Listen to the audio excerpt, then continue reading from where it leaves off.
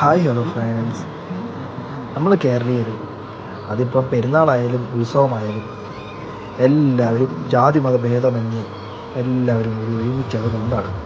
അങ്ങനെ ശിവരാത്രിയിലൊരു ഘോഷയാത്രയാണ് ഈ കാണുന്നത്. ഞങ്ങളുടെ നാട്ടിൽ ഇവിടെയും അങ്ങനെ തന്നെയാണ്. ജാതി മതഭേദമന്യേ എല്ലാവരും കൂടി അതങ്ങ് ആഘോഷിച്ചു. ആ ആഘോഷ കാഴ്ചയിലേക്ക് എല്ലാവർക്കും സ്വാഗതം.